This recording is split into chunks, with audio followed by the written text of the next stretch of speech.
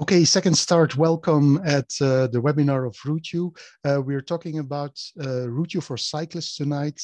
I'm Pascal Brakman, co-founder of RouteYou, and later on you will hear my colleague Rein Simon, who will explain you about a lot of functionality of RouteYou. Just some practical aspects. You can ask questions using the chat function, which is on the top or the bottom of your screen, and there you can answer or ask questions. We will try to watch those questions. And here is Rein. You will see or hear her later on too. She will check the questions when I'm talking and vice versa. You don't have to take notes because we are recording this webinar, and that's the time I'm checking. Yes, the recording is going on. So you don't have to take notes, and we will send you the coming days a link to our YouTube channel where you can become member, and you also can get updates of new videos.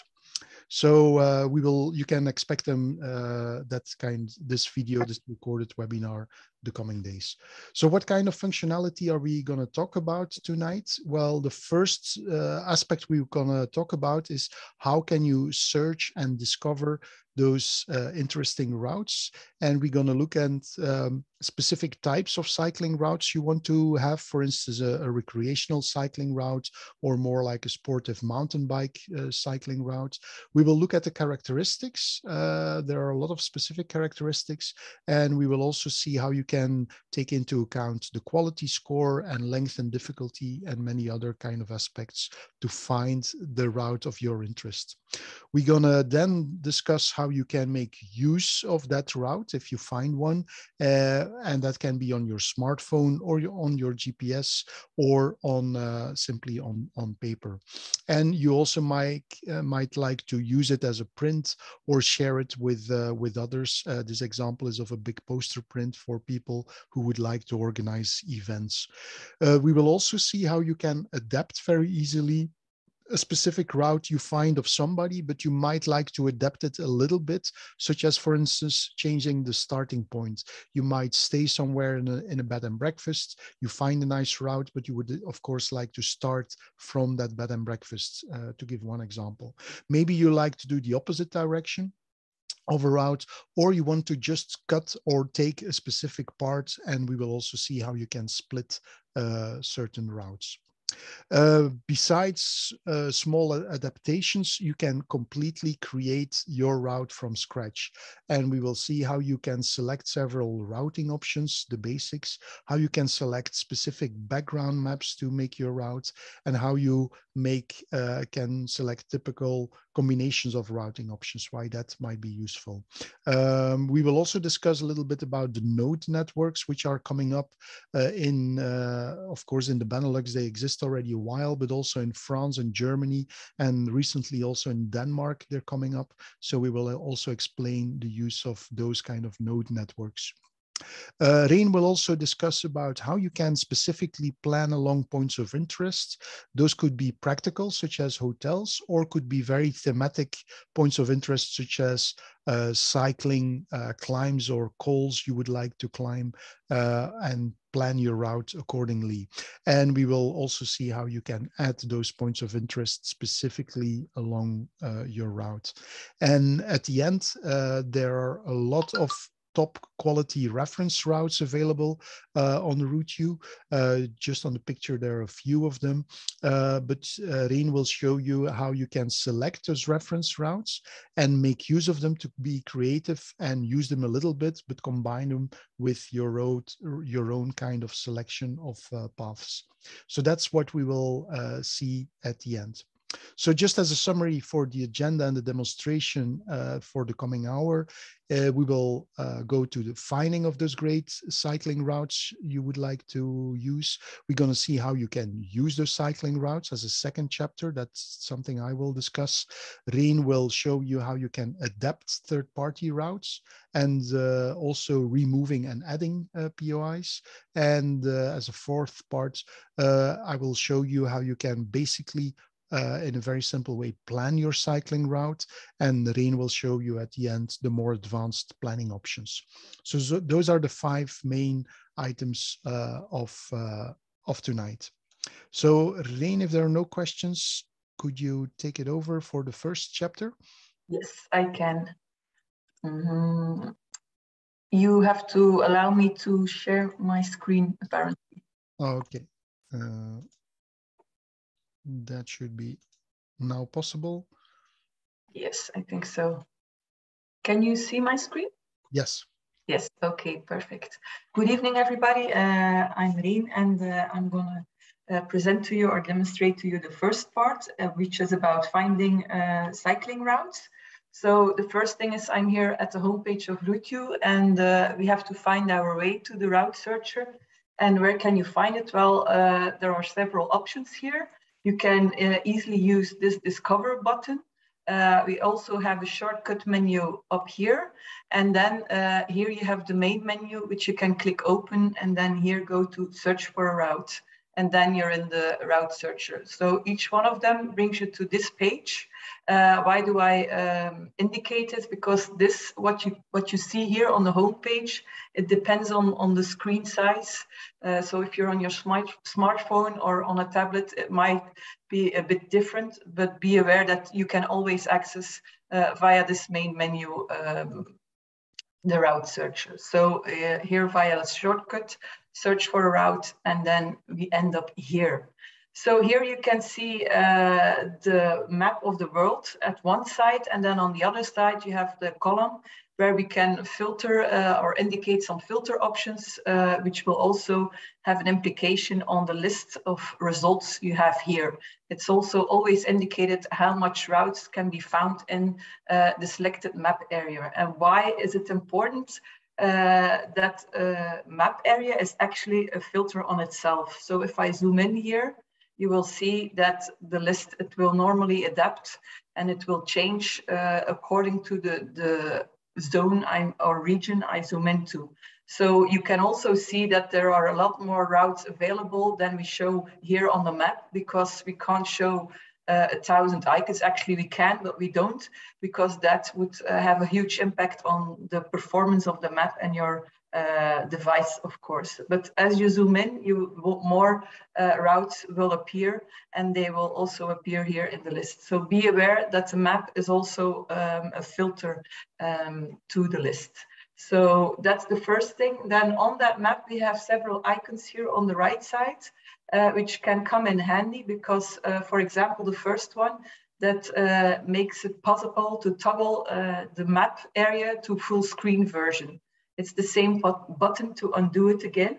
Then the second one, it makes you zoom or makes the map zoom to your current location. So if I click it, the map zooms in to where I'm at the moment. So that's easy if you want to do a fast track to routes that are in your vicinity. Then the next one, you can indicate a location, for example, London, and then the map will zoom to that location, then zoom in, zoom out. You can use this selection screen. And then here at the end, you can play with several map layers. You have like the Google Maps. This one you have if you have a Plus account. I'm now logged in with a Plus account. And if you have a Plus account, you have access to the Google Maps, but also the satellites. And with that, you will see you will also have access to Google Street View. Here also the Open Cycle Map, which is quite interesting as it indicates all interesting cycle networks. But I will come back to that later on. You have the same for walking, but that's not relevant tonight. And then you have some other layers, so you can play with it. You can also toggle this one, which gives you a perspective view on the map. This can be particularly interesting if you navigate the map, but Pascal will show you that later on. So back to my favorite, which is the RouteYou map. And let's go to the second part here. So the first part is the map that functions as a filter. And then the second thing you will probably do is filter on the route type. So as we are here tonight to indicate how you can use RouteYou to find cycle routes, you will probably immediately will be drawn to this icon, which is the cycle icon. If you click it, it will open drop-down lists, and there you will have several options. So you have the more general selection, which is the cycle route in general, but then you have more particular types of cycle routes, which is the recreational cycle route, race cycle route, mountain bike, gravel, city bike, and so on. It's important to remember this because if we will later on create a route, it's there important that when you save a route that you choose as detailed as possible. Because if you save a route as a recreational one, it will also appear if you choose the general option. And it will appear if you choose the detailed option. If you save a route in this general option, then it won't appear in this recreational cycle route. But we will come back to that later on.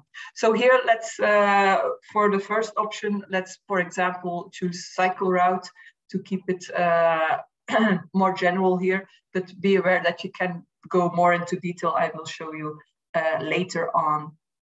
So the second one is that you can have this search field.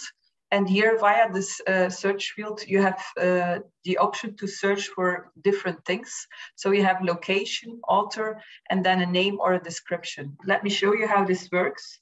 If, let's say, for example, if I click this, you also get the option, RouteYou offers you the option to zoom to your location or immediately go to your routes. So the routes you are author of.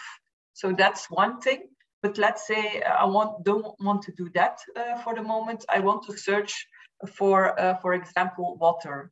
If I enter water, I get several location options. So apparently you have a POI linked to water in the Netherlands. Then you have here a certain region in Germany, something that is almost the same as water in France. You have a tower, things like that. But then here you can also see that there are also several authors who have water in their name. So you can then click them, for example. This one doesn't have routes. Yes, it does. So you have seen, if I'm not zoomed out, I might not find the routes that I want. So always be aware that the map is a filter as well. So you can use it this way. And then the last one is that you just use water as a search term. That means that if you use it as a search term, then, but I have to, because now I did it double. So if I use it as a search term, so here I use water as a search term, then it will look into the titles and the descriptions of the routes available, and all those who have a match with the word water will appear here now. So you can see here in all the titles, there's water mentioned. It might be that it's not in the title, but that it's in the description of the route then. So that is how this works. You can, I will clear it now. Then what else do we have? So these are the basic options to search a route, but you can go even more in detail. If you click this filter button, maybe you were aware that once you activate the filter, I will clear all filters, you can do that here. But the moment you activate a certain filter, so if I choose a type here, then a red circle will appear here to make you aware of the fact that you have indicated a certain filter. If you click on it, you can always see which filters are already active, and you can clear them one by one or choose to clear them all at once. So in this filter part, you have several options. So again, you can indicate which route type you want to filter on. And then the second one is that you can filter, for example, on the length of a route. Be aware that you have a minimum and a maximum distance here. So that's important. There are two bullets at the beginning and at the end, and it's to indicate a minimum and a maximum distance. So that's important to know. You can also, sometimes people say this bar only goes to, for example, in this case, 100 kilometers. I want a route that is even longer. Then you just drag this bullet all the way to the end, and then you will see 3 dots will appear.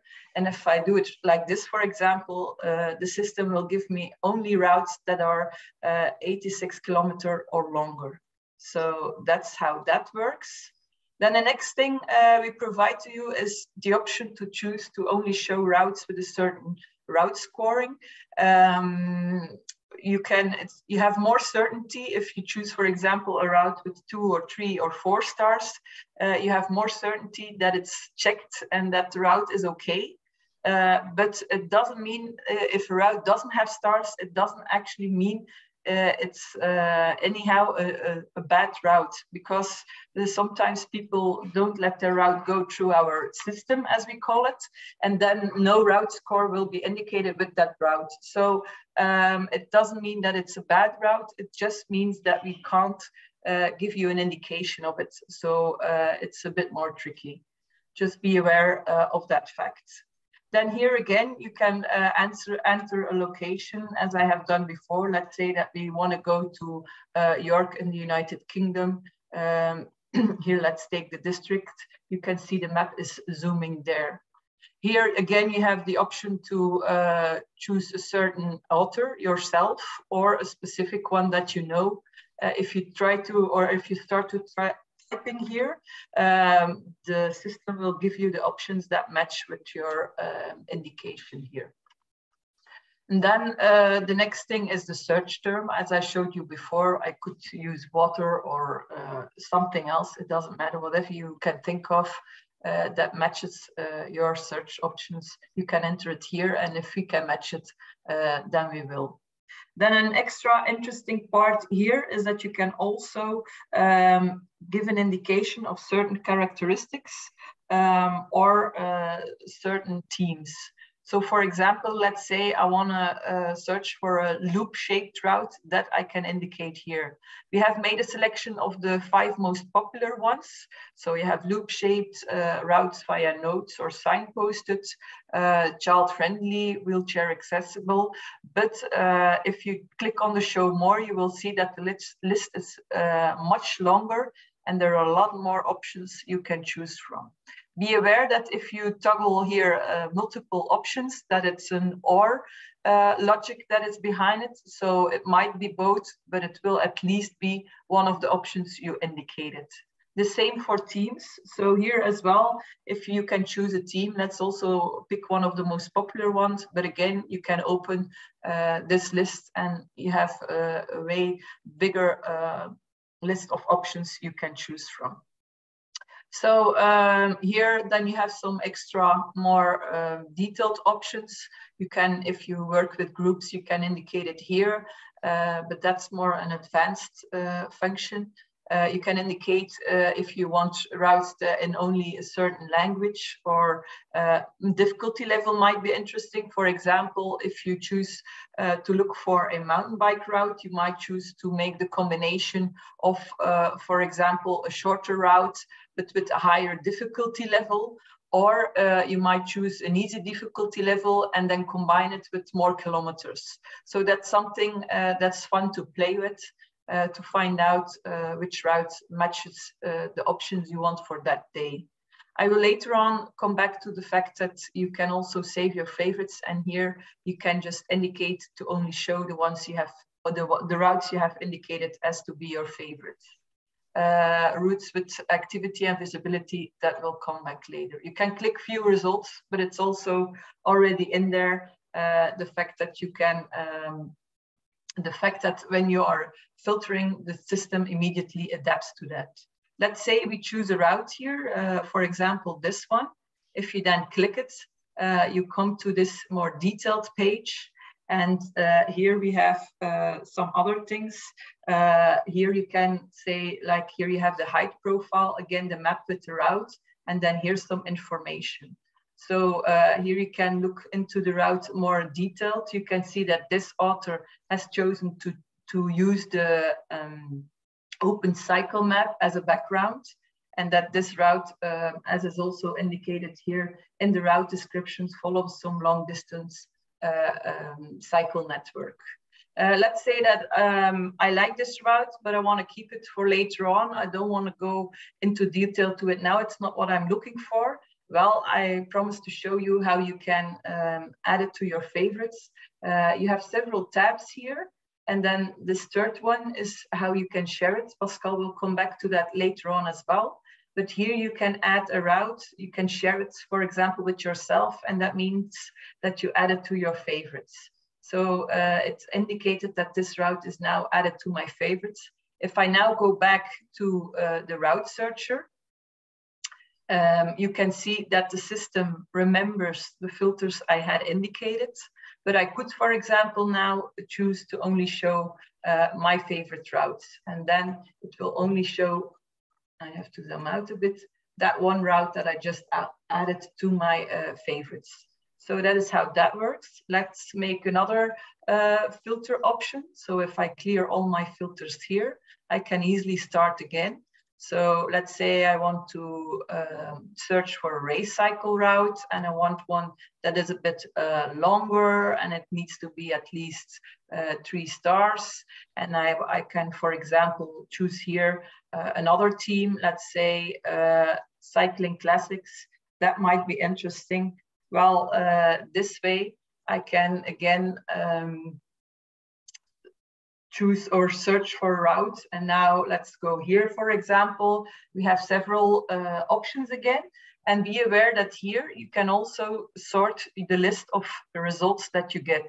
So you can standardly sort them by relevance, which is a combination of several things like route score, how recent the route is, and some other stuff. But you can also choose to do it by name, or maybe most viewed all time, or most viewed this month, most recently created, route score, things like that. Or you can choose to leave it on the basis of that relevance option. Let's say I want to choose this cycle route, the Sven cycling route. Then again, I enter here on the route detailed page. So let's go into this a bit further. What do we see here? Well, as I said before, again, you have here the map option, and then in the right, you have like more an information column. And on the map, you can see the first thing we have here is the height profile.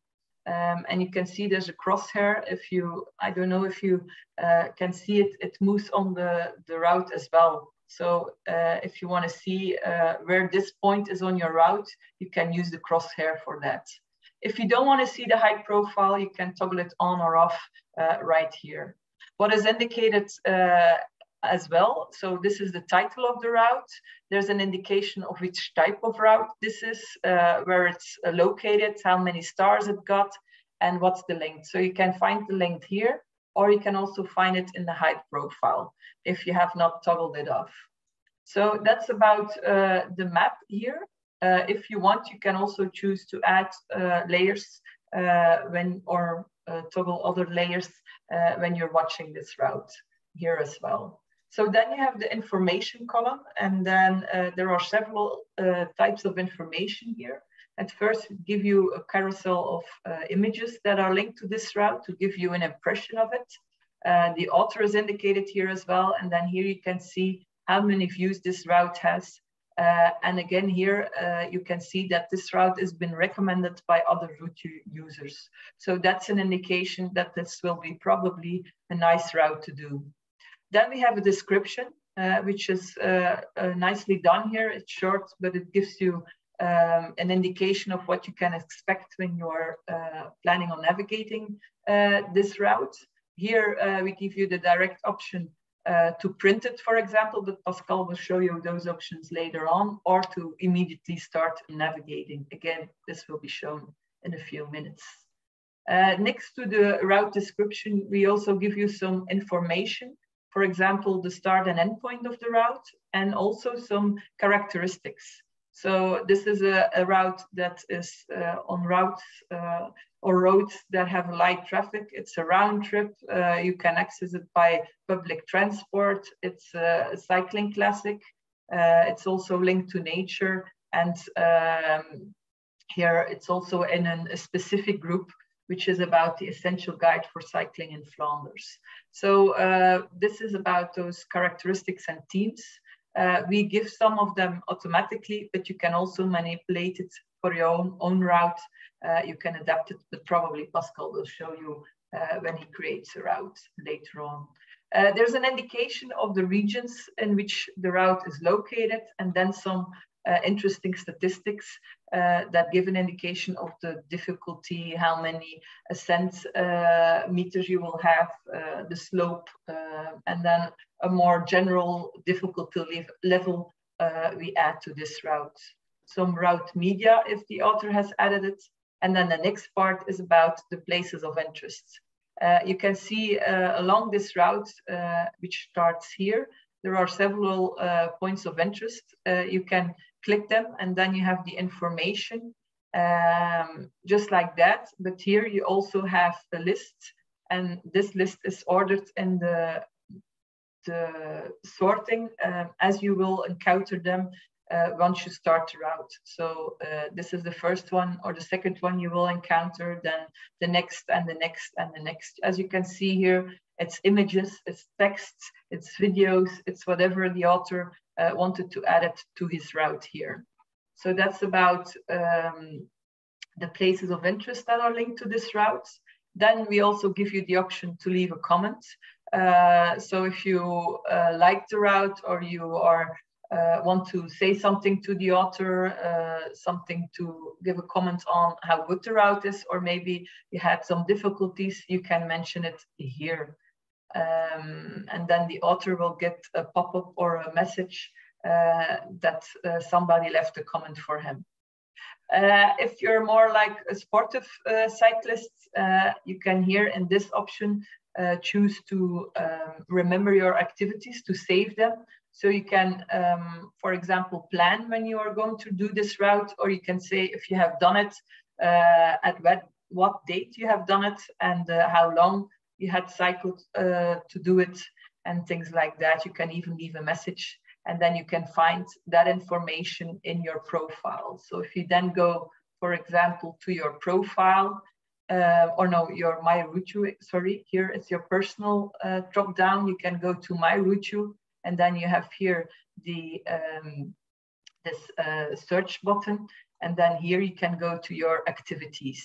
And then here you can see I like running, and then here I indicated some activities I have done, and you can keep track of some statistics. Let's go back to the route. There's an easy way for that. You can choose to go with this button, but you can also use this useful functionality, which is about the last viewed. So if I click this, then this list will appear, and it gives me an overview of the pages that I visited the latest. So in the order as I have visited them, if you go back in time. You can, if you want to clear this list, you can do that, but now I can easily go back to this route. So at the end of this information column, we also give you an indication of what else is to be found nearby this route. For example, other routes. If you had cycled this route and you like this region, we give you an indication of other similar routes in the vicinity. Or maybe you are looking to sleep somewhere in the vicinity of this route. We give you an indication of some lodging. You can click on this, and then more lodging options will appear on the map. Or maybe you are interested in specific services nearby. Again, you can click them and they will appear on the map. So that is about this information. This is about finding a route and what you find, how you can interpret it. And then here you have different tabs, but Pascal will get into that now. I don't know, Pascal, this was it for the first part. If there are any questions about this? No, there are no questions so far. Okay. Then back to you, I think. Okay. So in the second part, we will see how you can, if you find a route, how you can make use of that route. On the right side, I already put a simulation of the smartphone, but I'm going to keep that for later on. Just going to hide it for the moment. So let's start. I don't think you are sharing already. Okay. Maybe now. Yeah. Okay. Let me check again. Yeah. Yeah. Okay. So let's go just back a small step and say, well, I would like to search for a route I just created. We will see the creation of routes immediately. So how can you easily find your route? Well, these main buttons here, this main button, search for a route, will get you to the main routes you would like to find. One of them are routes I just created. So these are my routes. So I'm going to go to my routes, and Rein showed you already. So now I get only a selection of routes I created. I created one recently, so I'm just going to sort the list most recently created. So I get very easily now a few routes I just created. So I'm going to select this one. So that's just west of Reading. It's a route, as Rein showed you already. It's got a profile, it's got points of interest, but now I want to make use of the route. There are two shortcuts here to immediately navigate on smartphone and to print the information.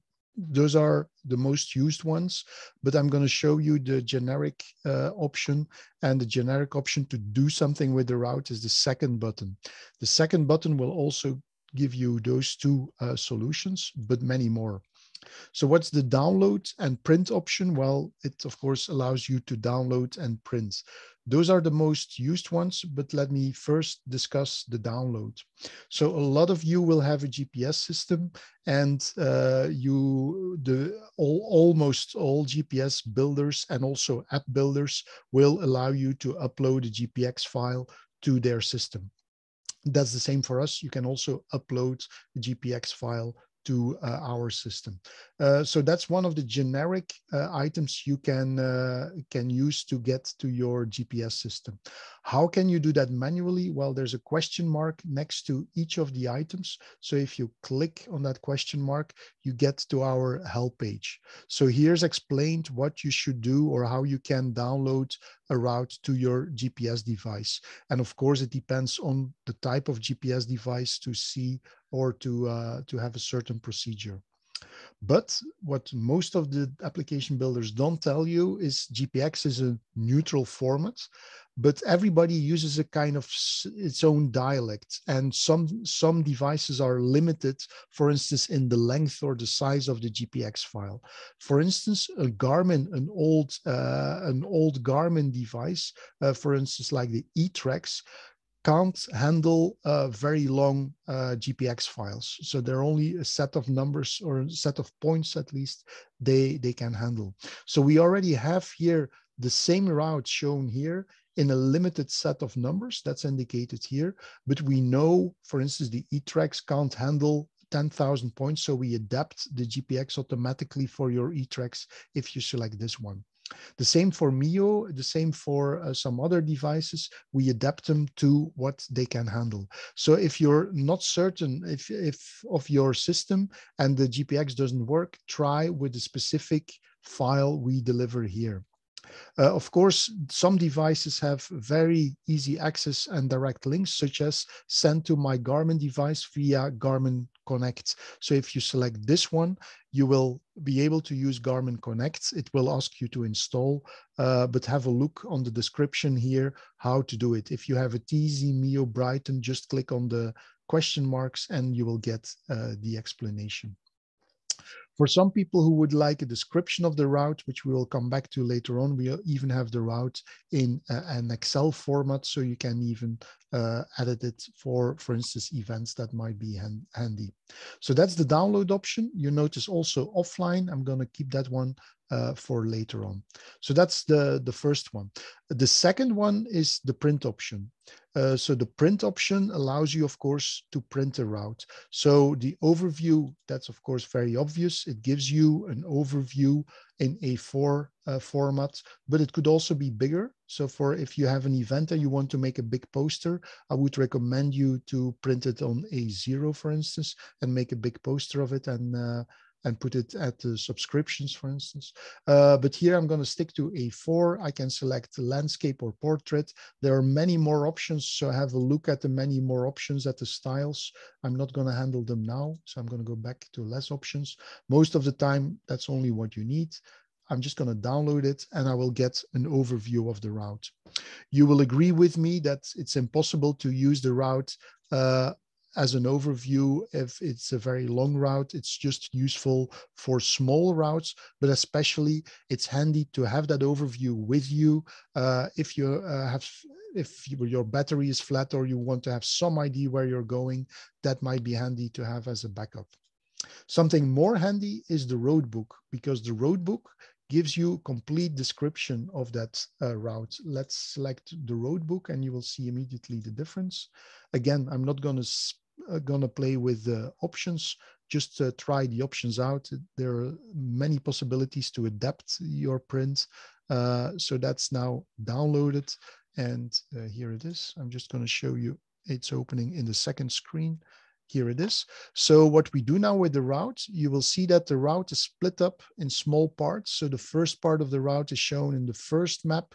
Then we show you the second map, the third map, and so on. So if you drop from the third map, you have to go to the fourth map and so on. But you literally see the roads indicated on the map, because it has a very big scale. In this case, as indicated here. For people who prefer miles, you can switch in your general settings. I will show you immediately where so you can select, instead of kilometers, miles and yards and so on. If the maps are finished, at the bottom, you will see that you also get a kind of analog road description. You have to make a right turn on this lane. You have to take a right on the back lane and so on. This is the point of interest you pass, and this is an indication after how many minutes you should be there, or hours you've been cycling. So that's an overview of the roadmap. It's a very good backup if you make a long route or a long trip. It's very good, or a good idea to take a backup, because digital devices, they might break, or the batteries might run flat, and then it's always handy to have this as a backup. There's also QR code here. You also saw that in the previous print. That QR code allows you to go immediately to a digital device, which I will show immediately. There's some other indications, as you can see here. There are slopes going up, slopes going down, and that's displayed here with this white and black chevrons you can make use of. So that was the use of the print. I'm going to show you also the guide. What does the guide do? Well, the guide tells you all that interesting information you have along the route, like these points of interest. You didn't see them in the roadbook, you didn't see them in the overview, but you will see them in the guide. Let me show you the guide. Again, also there you have many print options, and now it's being generated. And the guide is handy if you make a long trip and you stop somewhere to read about what you've been doing.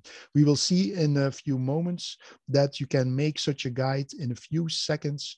So this is now my route. I'm the author. This is some images of the route. This is the overview of the route. This is the height profile of my route. And this is all the detailed information I will see along my route. For instance, here I'm passing Heads Hill after 21.4 kilometers, and it's number 8 on the map. So here I can read about what I will see. You will see later on that you can remove and add your own points of interest. If you don't like this information, you can adapt it for your own route. So also at the end, so you see it's quite a few pages. It's 18 pages. It's a full book of your personal route you just have here available. If you want to go to mobile, that's the QR code again. And there's also a route code, which I will show you immediately.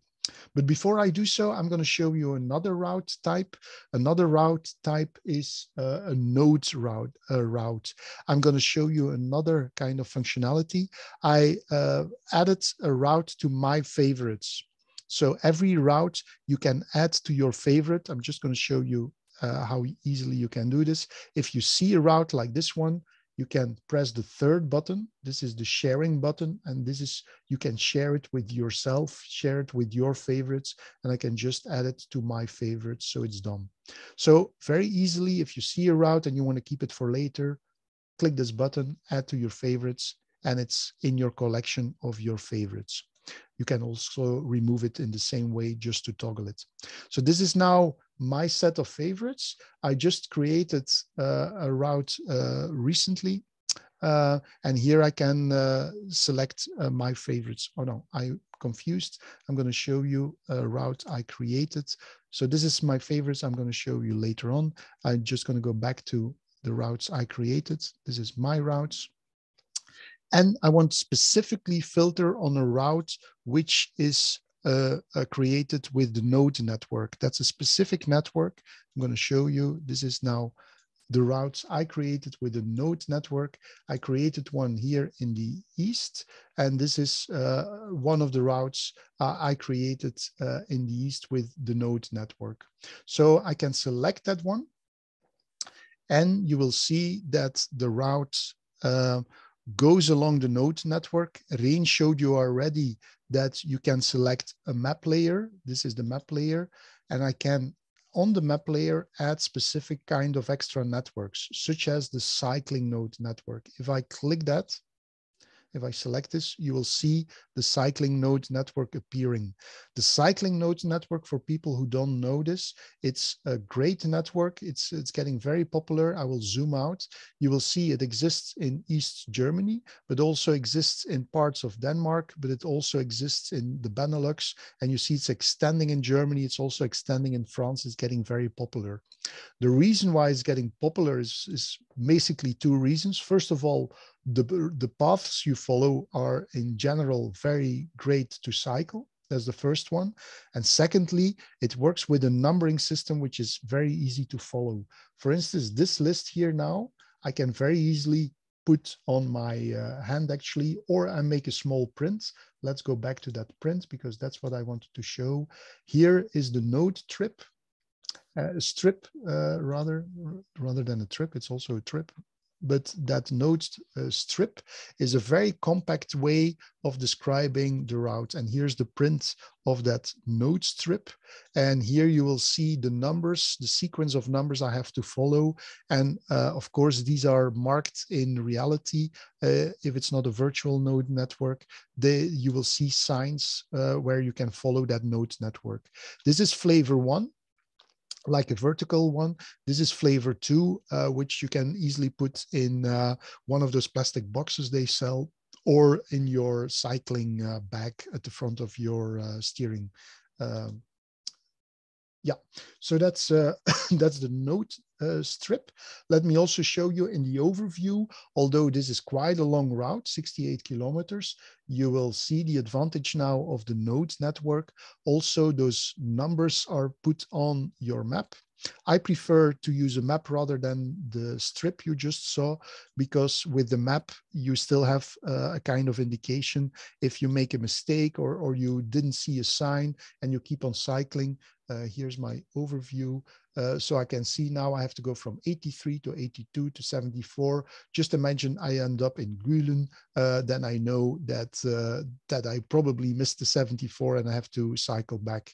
Otherwise, you don't have a good indication with the strip. But whatever you prefer, you can just print it the way you like.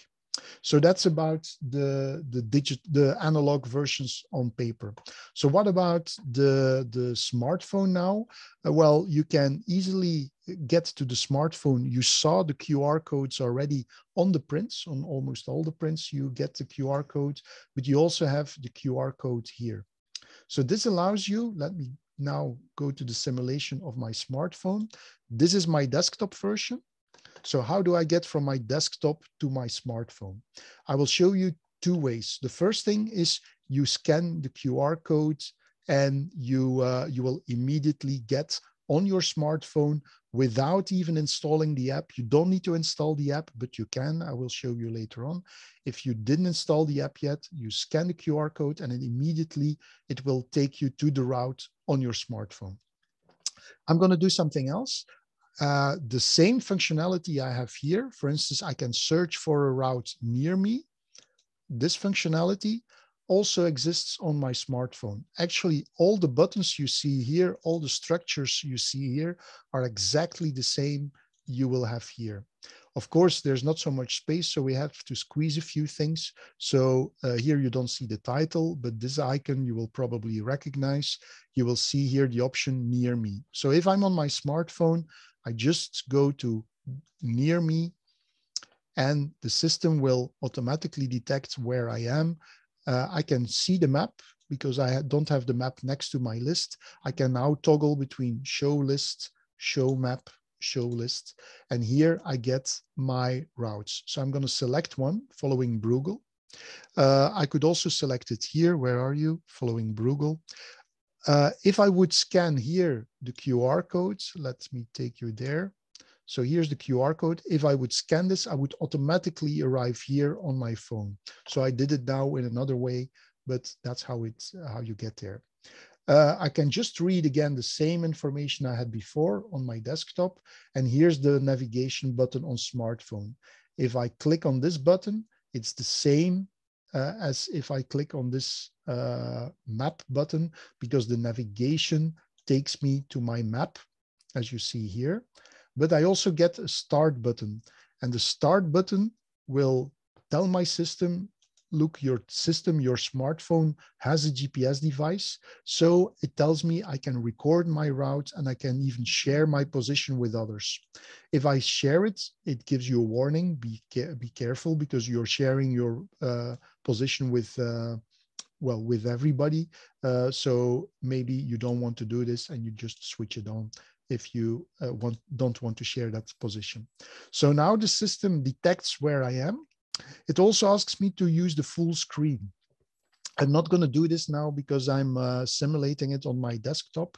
I would advise you do it on your smartphone because it's handy to have your full screen available. That's why it's also the big button here. So here's my current position. I see my route. I have to go straight on and then to the route. The system detects automatically if I deviate or if I move. Of course, I'm inside, so that's why it's doing some strange things. But you will see if I start cycling, it moves along with my position, and I can see that I have to turn right and left. A lot of people are asking, doesn't it tell you that you go left and right? And the answer is, like, we're busy working on that. Of course, I see here that if I, let me show you back, get you back to the original, oops. Yeah, so I will see that if I have to go here to the south, then I have to make a left turn and a right turn. I will see that the map will also turn in my direction, as you see now. So it will turn if I move, and I see that I have to go right. But very soon we will give you turn by turn instructions to say you have to turn right in 520 meters, for instance.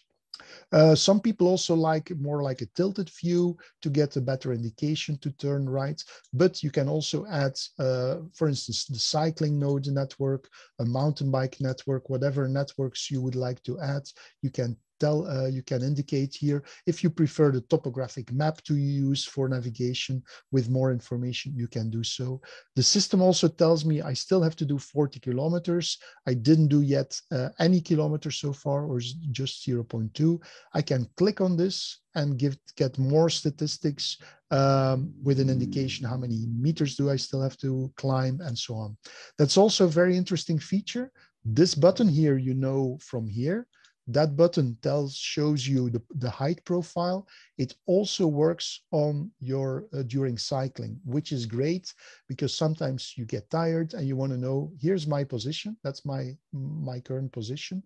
And it will move along if I cycle the road, and then I can see, oh, there's a hill coming up. There's another 2 hills coming up, and now I can go downwards. So it will follow you and you get that indication. If you don't need that, you just deselect it and you get more space. So that's how your navigation works here with the RouteYou, in this case, mobile website. If you want, how do you get to the mobile website? Well, very easy. You go to your search engine on your smartphone and you Google RouteYou and you will get it automatically there. But you can also install the app. This is the app. What's the difference? Well, here there's a button install the RouteYou app. So you just Google RouteYou, you get there and you install the RouteYou app. So you don't have to the Google Play or to the to the App Store or the app the Play Store. For Google, you can go to the Play Store, you will find it, but on Apple, you will not find this app on the Apple Store. There's a technical reason because it's a PWA technology. Apple doesn't allow it yet, but Google does already. So you don't have to, if you want to install the app, you just click on this one. And as well on Apple as on the Android, you can install the RouteYou app.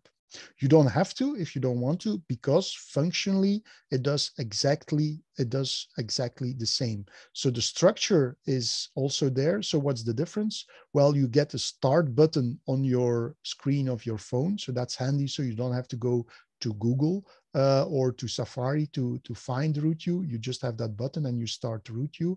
Secondly, you win a bit of space here. There's a bit of difference here. You have some people think is like, yeah, but does it also work offline? Yes, both things work offline. Let's go back to my route.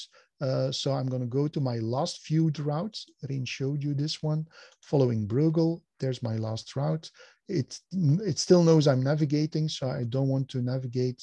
I want to stop navigation. I want to work offline. So here you have the download button. With the download, you can here also download the GPX or use your Garmin Connect to get to your Garmin device via your telephone. Or I can use the offline version, which means I am downloading the RouteYou routes into the RouteYou format. And here it takes into account the route, the maps behind, the points of interest. The only thing we don't download are videos which are added to the route, which are available online, but not offline for disk space reasons. So now my route is available offline and I can easily work offline as well in the mobile website as in the app. It's working both. So you don't need for your GPS online connectivity. It works also offline. So that's a question we frequently get. So that's how you use offline. Again, if you don't want to use the RouteYou app, but something else, just download the GPX and upload it to any other kind of app you would like to use. So that's about downloads. One very handy thing is, yeah, but I would like to share it. I'm with a group of people and I would like to share my route. Well, as well on desktop here on the left, I'm just going to remove now the app. Here, there's the sharing button. You noticed it already from, I was adding it to my favorites. Also here, I can remove and edit from my favorites. It's the same structure, but I can share it on my Facebook, Twitter, WhatsApp, email, and there are 181 more options. So you just can select those. For people who are interested to plug this in their own website, there's also an embed function you can technically embed in your website. The same story here. So if you're on smartphone and you meet your friends and they say, well, we would like to follow you, can you share the route? Just share it with WhatsApp or whatever, and they will get it and click on it and will open up in their mobile phone. So that's about sharing and using the route. And that brings me back to Rien. Rien, can you take over the third part? Yes, I can. I will share my screen. Are you seeing my screen? I'm just have to shift. I think so, Rien, but I'm not sure because I'm having another window open. Yes. Okay. Yeah, okay. So the third part is about how you can adapt the routes you have found. Let's use this last view list to go back to, for example, this one we found near York. I think it was, yes, exactly. So if you are on this detailed page, we have shown you the information button, the download print button, the share button, but there's a fourth button, and that's about editing a route.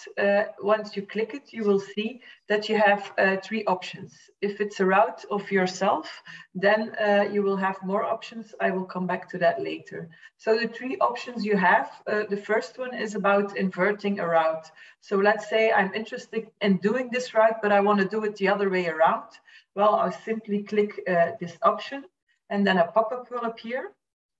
And as it is mentioned here, that the system is now inverting this route, but it will make a copy of the original one, change the direction. Rein, can I just stop you?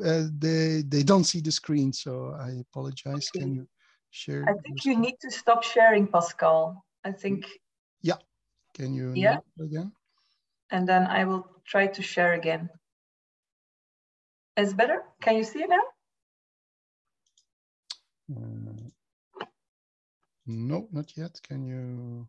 Yeah, I got it. Yeah. Okay.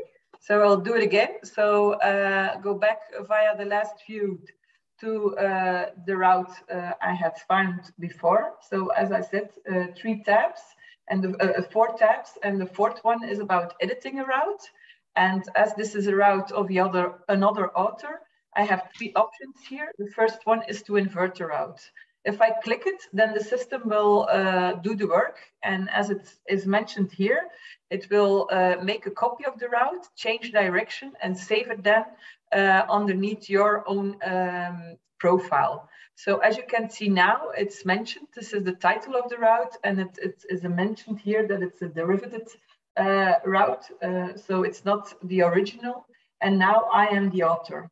So this is the route in the other direction, and I can now even adapt it even more, because if I click the edit button now, I will see these 3 options, but a lot more. I won't go into that because that is another webinar about advanced planning and stuff like that. But now, as you are the author of this derivative route, you can adapt it even more.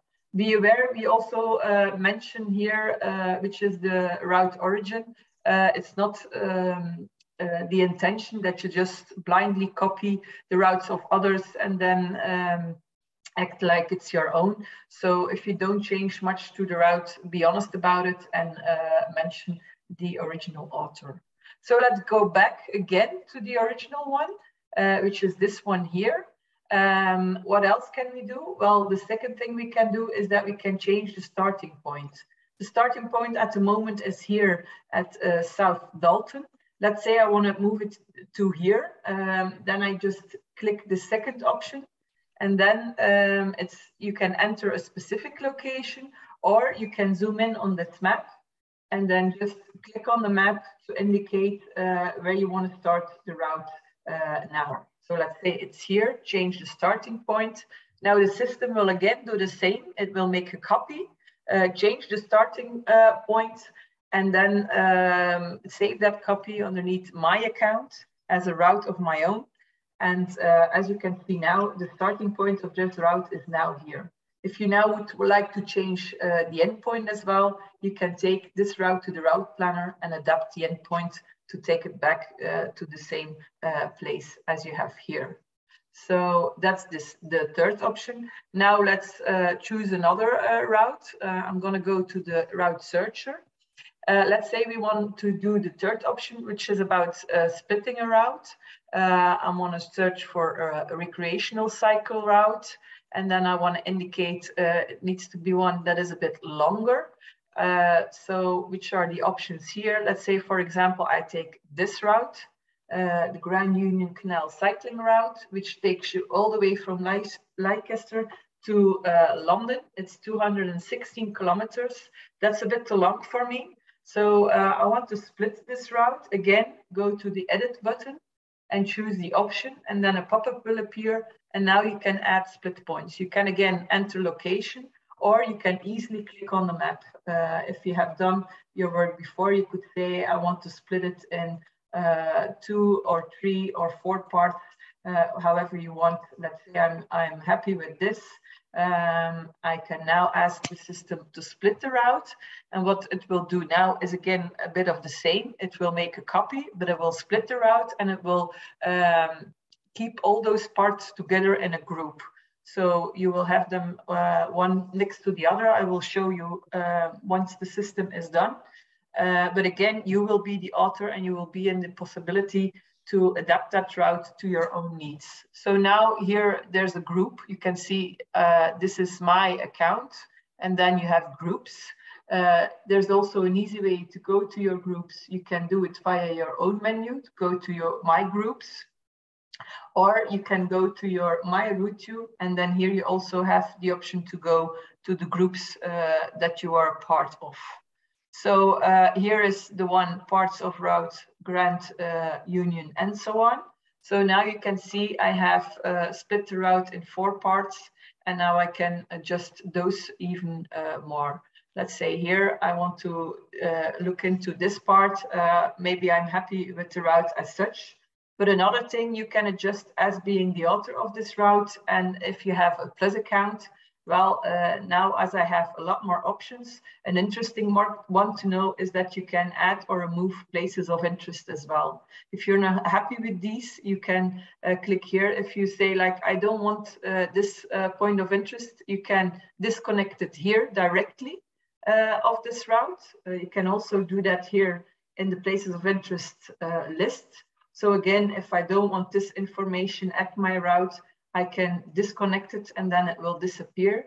But in the same way, if you use the edit button, you can also add places of interest. If you choose this way, you can here replace the current ones or add additional ones to this route. I will come back to that again later on, but that's also an advantage if you have a Plus account of what you can do. So again, via this personal menu, and then it's also here, your personal menu, you can go to My Routes.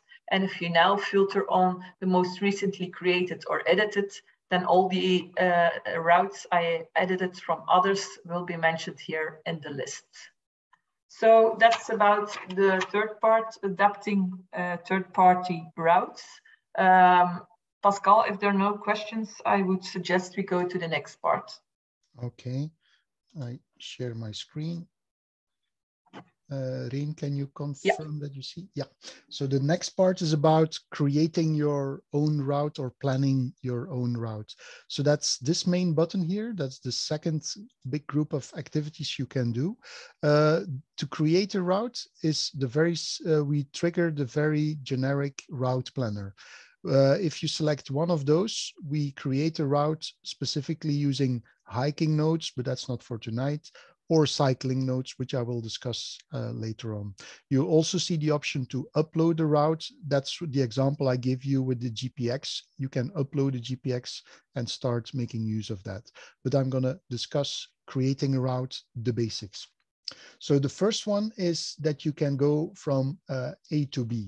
Actually, it means A to B to C and back. And later on, we will see that you can make very quickly a round trip. So the first thing I indicate is, yes, I want to go from A to B. And secondly, I want to select what kind of routing would I like. Well, in this case, I want a recreational cycling route, and we will go back later on and to see what the differences are. For instance, with a race cycle route or a mountain bike route, well, straightforward already, but we will discuss the routing options.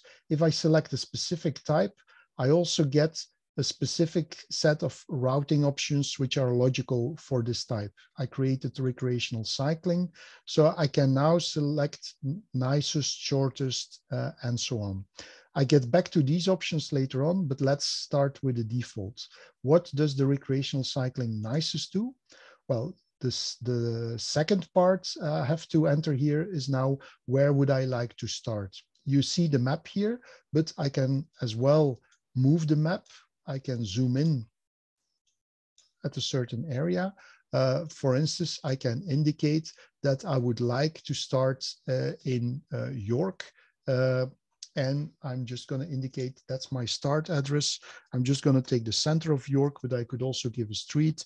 And just to make sure that I'm in York, the UK, I can press enter. You see my starting point appears there already. I could now indicate a second address, for instance, Leeds. And I'm also going to indicate UK. And you see the system automatically detects I want to go from York to Leeds. Now you can keep on adding destinations manually, but you will realize that it's much easier to click on the map, which I'm doing now. And you see I can go from A to B to C, and I can actually technically going back via Selby. And I would like to go back to York. And what I'm going to do is use a very handy button, which is return to starting point. And this is the return to starting point. And the system immediately takes me back to York. So I just made my cycling road trip of 183 kilometers. I will immediately explain you what's behind this nicest routing option. So I'm going to save my route. And this is my York holiday cycling tour. It's already indicated because it remembers I selected the recreational cycling route. If you would be wrong, you can still indicate, no, it's a race cycle route or a road bike route. I'm going to keep it as it is. I would advise you to give a bit of a better description here, because that's what people will read as a first kind of indication. So this is, I'm saving the route. Rein already explained you that you can add points of interest automatically. The system will add points of interest. The first thing it does, it's calculating your height profile. You will see after a few seconds, I'm just going to refresh, that some points of interest are added. So even if you want to do more, that's what Rein showed you already, you can add more places of interest or even remove them if you want to. So that's the first very simple example. Let's go back and plan a route. So I'm going to create a route near my current position. So let's take from A to B again. I'm now going to take, I'm a race cycling race cyclist, so a road bike. So what's the difference between a recreational cyclist and a race cyclist? Well, with a recreational cyclist, we send you over gravel paths, but we don't send you as with a road bike over gravel paths, because most of the road bikers don't like that, unless you have a gravel bike, but we will come to that later on. So I'm gonna zoom into my area because I want to show you another function. One of the very handy functions is very likely you want to use your current position as a starting address. You can type in that starting address, but you can also say or indicate start from my current position. So I'm indicating now I'm a race cyclist. Follow not the nicest path, but the shortest path. Let me do that. I'm going to start with my current position, and it will appear. There it is. So here's my current position. And I'm just going to indicate, because you see there's a very straight line here. I want to go to this city nearby, and I'm just going to enter. I can click here, or I can enter the address. I'm just going to click here, and the system will try to get me and follow this main road. Let me take you now to the Google Street View. I can use satellite imagery or Google Maps, it doesn't matter. With Google Street View, I can drop the little man, the little orange man, and can see how that looks like. So that's the road it sends me along. It's an incredibly boring road, so that's not a great cycling route. But I asked the shortest one, so I get the shortest solution. The system will not pass or follow, in this case, gravel paths. It will only follow paved paths, unless there's, of course, a mistake in the map. But let's assume there's not a mistake in the map.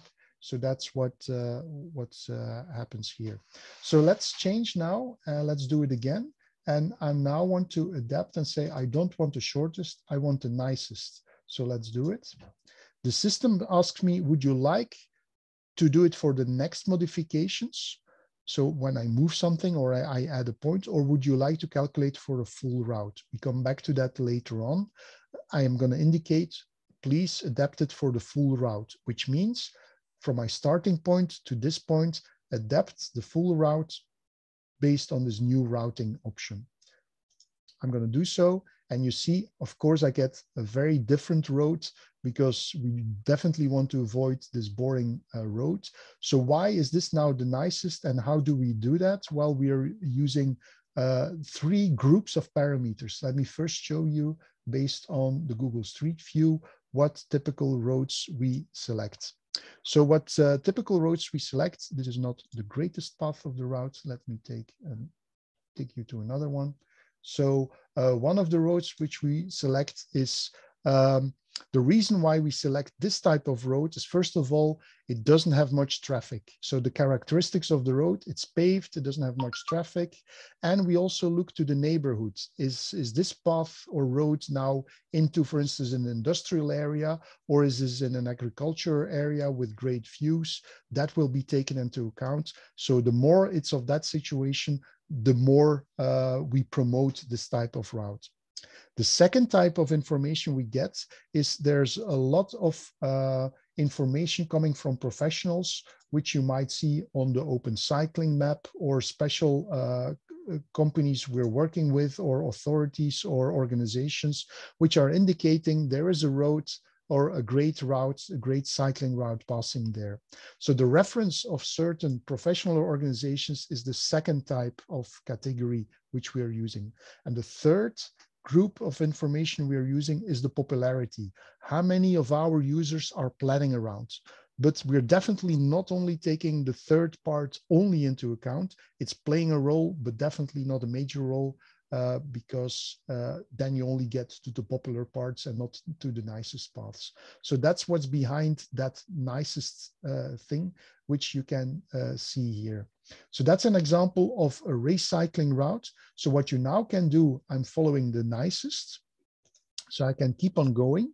But just imagine that, yes, you reached your end destination, and now I want to go as quickly as possible back home. Now I can change back to race cycling shortest. I want to take the shortest distance. For cycling, shortest and fastest is almost the same, so we only have shortest. And I don't want to change the full route because my first part is okay. I only want to do the next modifications. So the next modifications, if I click now, the system will start from my last waypoint or via point. And for instance, I want to pass by Gooik in this case. I'm just going to click on this one. And now it gives me the shortest route from this point to this point. Possible to do with a road bike or a race cycling bike. And now I want to go back home, and I want to go to my starting points. So I now get the shortest from here to there and from here to there. Suppose I want to remove this one, that's also possible. I can click on that point and you will see it appear here. I can also remove that point now with this cross. So I can remove it. And now it takes me definitely from the shortest path there to the shortest path there. If you still want to adapt something, you can always do so. You see, I just click on the route, anywhere on the route, and I can now create a via point or a waypoint and say, please go to Pepingen. How will it route? Well, from there to there, the shortest, and from there to there, again, the shortest, because here I indicated that this is my active routing. So once you understand how that works, it's a very powerful tool to adapt your route for any kind of routes you want to create. I save it. I can do it very quickly now because that's now a combined routing option. So what I also would like to show you is the different other types. So let me plan a route. I'm going to create a route again. Let me show you the other routing options which are there. I'm not going to demonstrate all of them, but I can, for instance, say I'm a mountain bike cyclist, and I want to select mountain bike nicest, shortest. We also have in certain areas, like here in Flanders, a specific network of Flanders. I'm just going to indicate that. The moment I select it, you will see these are the great cycling paths which are officially selected by the mountain bike organization of Sport Flanders, which I can follow now. And very quickly, I can now just plan a route from A to B. And of course, you get some big detours, but you can now have some great cycling routes for mountain bikes in this case. So that's how you select a mountain bike tour, but you can also select gravel bikes. And there's a difference between gravel bikes in winter and in summer, because you will probably know that it's quite different to cycle in some areas in winter and summer. So we take that into account there in the routing options. You can also take race cycling routes. I explained that already, but you can also select recreational cycling routes and so on. Let me select recreational cycling routes, because there you have, for instance, the option, I want a recreational cycling route only with paved parts. So some people might ask, what's the difference now if it's only paved with the race cycling route? Well, the difference is, in this case, you might have a lot of left-right turns and small roads, and race cyclists which want to keep their speed and their cadence. You don't want those left and right turns. So that's also taken into account. You will notice here that you also have the node-to-node cycling route. Let's select this. If I select this, let's start again from scratch because it's getting confusing. So I'm just going to clear the complete route, confirm, and you will see now I have this node network which appears. It indicates that now I'm using the node cycling network, and you will see if I click in between the blue lines, it will automatically snap and follow the blue lines, which are great to cycle. There's also an indication if they're unpaved or paved, if there are a lot of traffic or no traffic at all, car free, that's all indicated there. If you would like to see, yeah, but what does the legend mean? In the map layers, you will always see next to the maps which have some specific legends, like the cycling node network, a question mark again. You click on the question mark and you get the legend of what the meaning is of the colors used in that, in this case, layer. Let me take you to instead from A to B, a very quick way of planning a route is the round trip. I'm going to start from scratch again. I'm going to plan a route. I'm just going to use the cycling node network. What I just did before was do it in manual. I can immediately select the cycling node network. Let's go to a part in Germany now where the cycling node networks are also popular. I'm going to zoom in. You see already that they're appearing. I'm going to zoom in here in this area. And I would like to start here. And I want to indicate, well, please make a round trip. It doesn't matter which one. Let the system suggest it. I'm going to select a round trip. As you know, I can do it manually from A to B to C and back to A. Now I'm going to do it very quickly, and I'm going to say, please suggest me a round trip over, as a recreational cyclist, over the node network. I want to do about 80 kilometers. I want to go in northwestern direction because I know that's the wind is coming from there. So I want to go against the wind, the first part, and I'm going to start here. I indicate my starting point. I could also give my current position or an address. I'm just going to indicate it on the map and say, well, please start from here. And the system automatically calculates a route very close to the 80 kilometers I asked for. So this is now the route I get. So you see in a few seconds, this is the route. If you still want to adapt it, you can. I can still move those points here. Where are you? Here you are. So I can still move those points. I'm just going to leave it as it is. I'm happy with it. Save the route and start cycling. So I'm almost doing it, I would say every evening, but unfortunately I don't do it every evening, but at least every week. From my home, for instance, I calculate quickly a route, and still I'm very surprised which roads I learn in my own neighborhood and get surprised by this function. So that's the routing option you have. It works as well with the node network, but it also works with all the other routing options you've seen for mountain bikers, for gravel bikers, and so on. You see after a few seconds, also points of interest will be added. I can print it, I can download it, I can start using it on my smartphone and go immediately there. By the way, that function also works on your smartphone. So if you want to do it straight on your smartphone, that's possible. So that's the basics.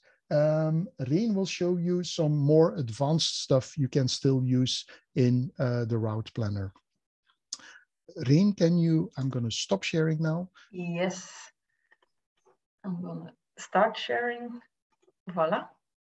Can you see my screen? Yes. Yes, okay. So I will do the last part, and the first advanced planning option I wanted to show you is about planning via POI. So let's go to the route planner. And then here you have in the layer options, you have here at the bottom some interesting ones. So, and one of them is places of interest. So let's say I activate this, then you see here on the right side, the planning module has made place for the search module. And here you can search for specific points of interest. So let's say I want to plan a cycle trip here along the coastline of the north of France. I can zoom in a bit more. Let's start here around Calais. And I want to plan my cycle route, and I want to cycle from one campsite to another, for example. So here, the first thing I want to indicate in this filter option is that which kind of places of interest I want to show. You can choose to show all of them, or you can search for a specific type. So here you can see, again, the most popular ones, and then you have the complete list you can go through, but it's easier to start typing something, and then the system will try to match it. So let's say I want to cycle from one campsite to another. As you can see, they now appear.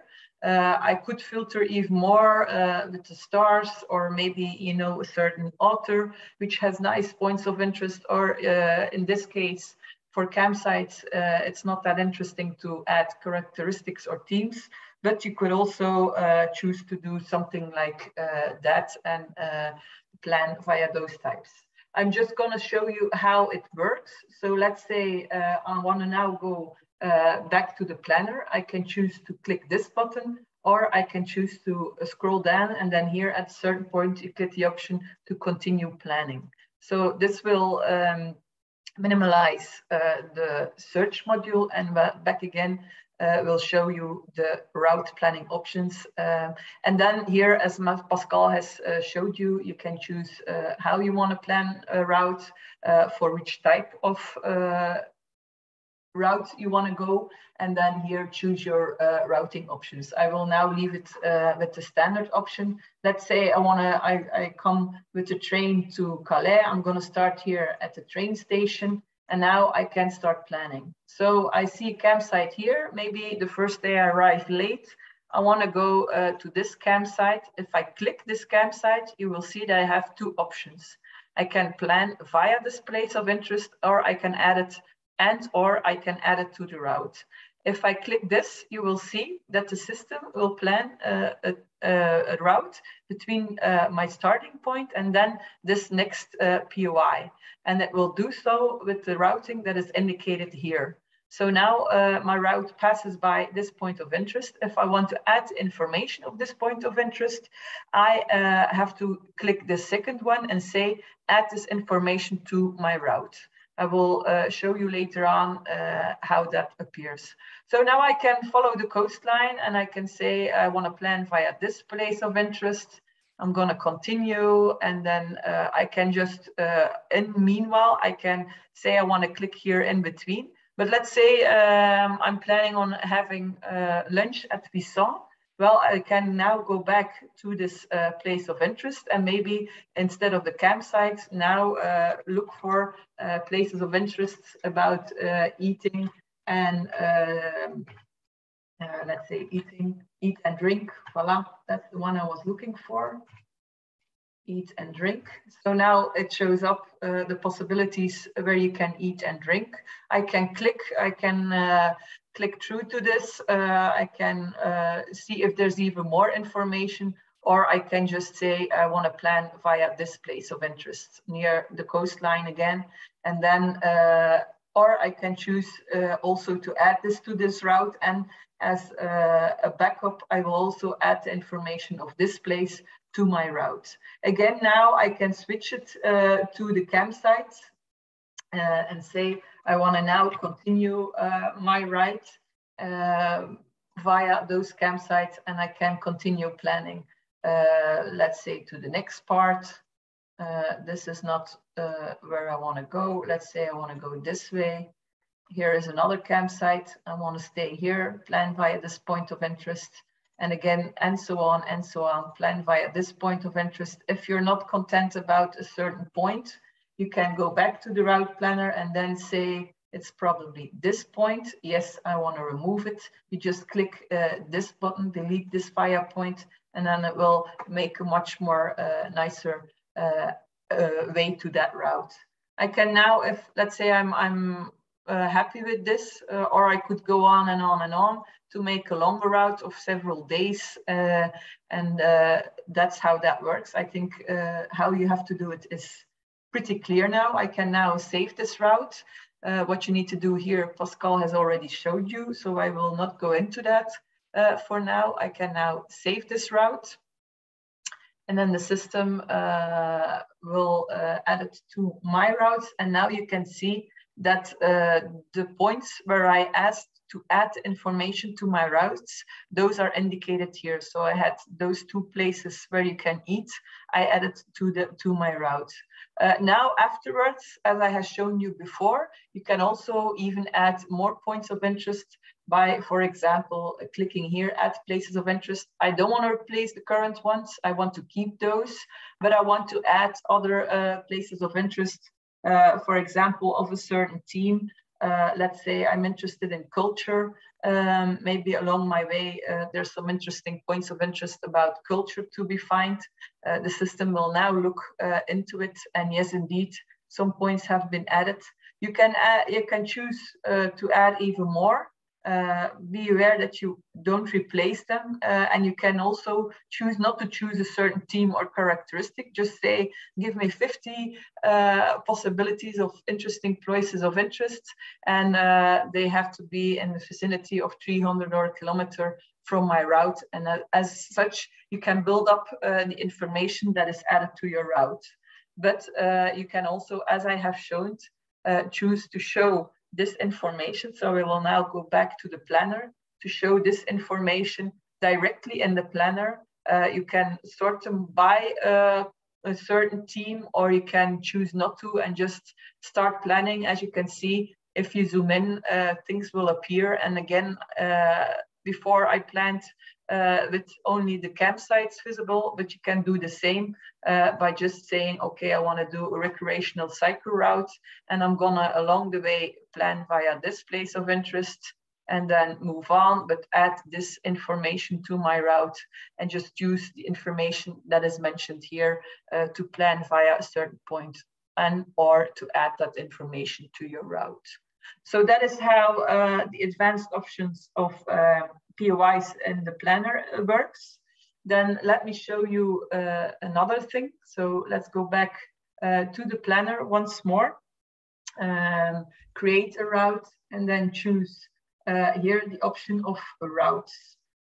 This is the reference routes options. So what I can do here, let's say I go to a certain location, people from abroad come and visit Flanders, for example, and they want to come here and have a hard time on our cobblestones and come here to do some race cycling and choose to make a route, but they don't have the knowledge of the terrain. So what you can do here is search in the routes that are already on RouteYou and use them as a reference to create a new route. So that can be interesting if you go to a place where you don't have any terrain knowledge, or maybe you just like to, if you have routes of your own. Let me show you how that works. Let's say that I want to start and show me routes of my own. Then you will see I don't have that much cycle routes, but it's the same thing. I can show all my running routes here, and I can ask to select them all, for example, and then they will be visible. And now I can choose to plan via them exactly, or plan around them just to do another route. Let me do it again and show you how it works if you, for example, don't know the area. Again, create a route, activate this planner, and now I'm going to indicate I want to find race cycle routes, and I want to go for certain characteristics, not characteristic T, and that's about show me all the cycling classics and maybe also the climbs and calls. Now let me go to Oudenaarde here, for example, and there's something indicated. It can be routes of everybody, not only me.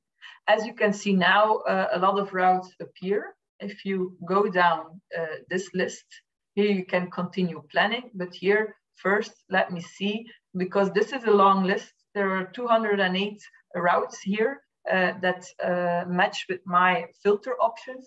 I can now look into them one by one and say, okay, this looks like an interesting route. I can also click it, and then I have the information here. But you can just also see like, okay, this seems like an interesting one. This is also in the same area. No, that's not where I'm gonna go cycling. This one is also in the same area. Just like that, you can add more and more routes. And again, if you want to go and see if that's the route that would interest you, you can click on it. It will open in a new tab. You can read the information, go into the route information, statistics, the comments. The first comment that is always the StarTracker of RouteYou. I don't think I mentioned it before. That's actually, if you make a new route, it's mentioned here. It also has some practical information, so you can read all about it. And once you have the right selection of routes you want to base your own route on, you can continue. If you don't like the colors, you can adjust it here. For example, I don't want a red, I want a pink. So now I have a collection of routes. Again, the same thing as with the POIs. You can continue planning, pushing this button or this button, doesn't matter. Either how. Now I can say, okay, I want to plan a route from A to B. I want to plan a race cycle route. And now, as you will be tracking a certain trajectory, you don't want to choose race cycling nicest, because the chance that it will divert from a certain part will be bigger. So in this case, I would choose race cycling shortest. So let's say I want to start here at the vicinity of the center of Oudenaarde, for example, here at this crossroad. And now I can go and try to create a route. So here I want to follow, there are different routes that go via this path. And now here I can choose a certain color. Let's say I want to first follow here the green one. I can just click, maybe do this red part. I can just drag and drop it.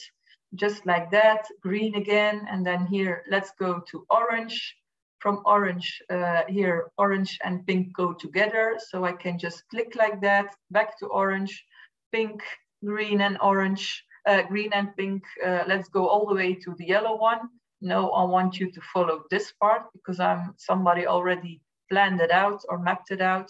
So you can drag and drop until it fits and go all the way around, just following the options other people have already marked as an interesting part, and then just like that, make a route of your own, completely based. So now I can return to the starting point, even though I was planning from A to B. And now I have a new route that is completely based on the knowledge of other people. So this is the reference routes. If you want to add even more information, you could also choose to add certain map layers here, like for example, the Open Cycle map, which has also a lot of interesting information. For example, if you like long distance cycling, you might want to know where the icon routes are. You can also add the cycle nodes if you're interested in that. So you can add all those different layers as well to have a lot of information as a background to plan your own trajectory. And again, now I can choose to save this route. indicate it all as detailed as possible. And then afterwards, as I have shown you before, you can also now say, okay, instead of the general POIs that will be added here, I can add places of interest to my own liking, and here as well choose, for example, the theme cycling classics, and add specific points of interest that match the theme of the route I have created. So that is how those two more advanced option works. And I think with that, we have reached the end of this webinar. Pascal, I don't know if there are any questions. No, there are no questions anymore. So that just leaves me to thank you, Rein, for your explanation, and thank everybody for their attention, and have a lot of fun creating your own routes and sharing them with others, or using any other routes, and have a lot of cycling fun. Thank you very much, and see you on the next webinar. Thank you. Bye.